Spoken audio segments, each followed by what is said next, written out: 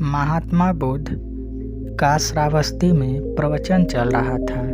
प्रवचन में प्रतिदिन बड़ी संख्या में लोग आते और विधिवत महत्वपूर्ण व गंभीर विषयों पर बुद्ध से ज्ञान ग्रहण करते थे।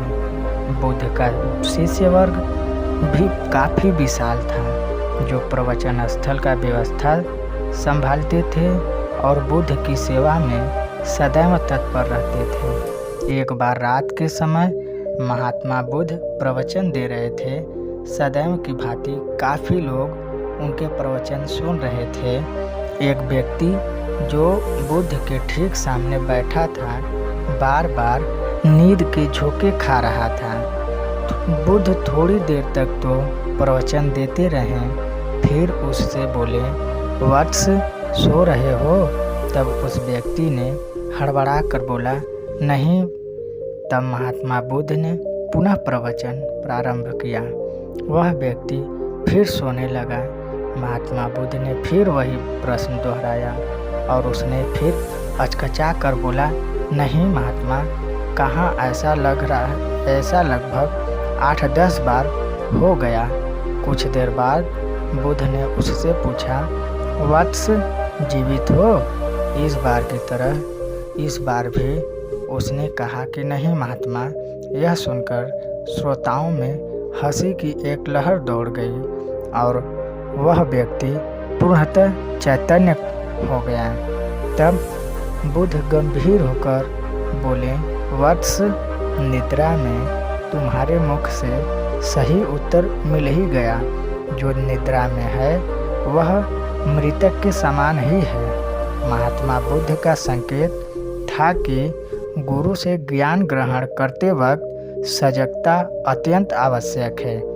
गाफिल रहने की स्थिति में ज्ञान की प्राप्ति पूर्ण नहीं हो सकती और औरत का चढ़ा ज्ञान सदैव खतरनाक साबित होता है। एक बौद्ध भिक्षु भ्रमण करते हुए एक गांव में पहुँचे। वहाँ के लोग उनका बहुत आदर सम्मान किया करते थे। उनके पवित्र वचनों को सुनने के लिए उनके आसपास लोग एकत्रित हो गए। बौद्ध भिक्षु लोगों को धर्म और आचरण की अच्छी बातें सरल भाषा में समझाने लगे। तभी वहाँ पर एक व्यक्ति आया और बौद्ध भिक्षु को अपशब्द कहने लगा। तभी वहाँ उपस्थित सभी लोग उसे रोकने का बहुत प्रयास किया, किंतु वह नहीं माना। बौद्ध भिक्षु को बुरा भला कहता रहा। तब लोगों ने कहा, महाराज, यह व्यक्ति थोड़ा पागल है। तब बौद्ध भिक्षु ने उस व्यक्ति के इस आचरण पर कतई भी क्रोधित नहीं हुए और लोगों से बोले कि यह भविष्य में मेरा सबसे बड़ा भक्त बनने वाला है। तब लोगों ने पूछा कि कैसे? तब बौद्ध भिक्षु ने उत्तर दिया कि कोई कुम्हार के यहाँ जाता है घड़ा लेने, तब बड़े घड़े को बजाकर देखा जाता है कि टूटा फूटा तो नहीं है। जब 1-2 रुपए के घड़े को कोई इतनी जांच परख कर सकता है, तो भला जिसे गुरु बनाना है उसे 1-2 गालियाँ दिए बगैर कैसे पहचाने कि पहले वह जिसे गुरु बना रहा है उसके अंदर धैर्य, आक्रोश व समता भाव कितना है। यह जानने के बाद ही तो वह गुरु को स्वीकारता है। एक बार की बात है, भगवान बुद्ध अपने साधना काल में निर्जन स्थान पर ध्यान मग्न बैठे थे। इसी स्थान पर पहले से एक यक्ष नाम का वास था। यह बात बुद्ध को ज्ञात नहीं थी। वो शांत वातावरण देखकर ध्यान मग्न हो गए। उस समय यक्ष वहाँ पर नहीं था। रात होने पर जब वह आया तो उस स्थान पर एक अनजान व्यक्ति को देखकर आग बबूला हो गया। बड़े जोर से वहाँ बोला, किंतु बुद्ध का ध्यान भंग नहीं हुआ।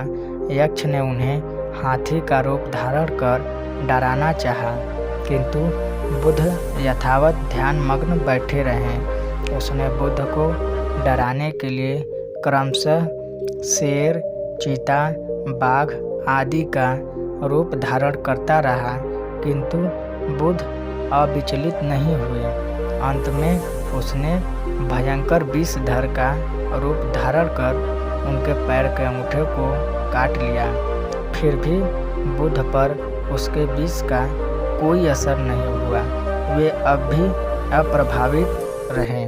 विषधर उनके शरीर पर चढ़ गया और उनके गले से लिपट कर उन्हें जोरों से काट लिया, लेकिन इससे प्रयासों के बावजूद भी बुद्ध की साधना भंग नहीं कर पाया।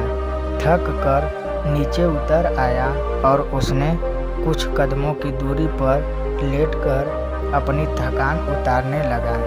ध्यान पूर्ण होने पर बुद्ध ने उसकी तरफ देखा और उसे बहुत स्नेह से दुलारा।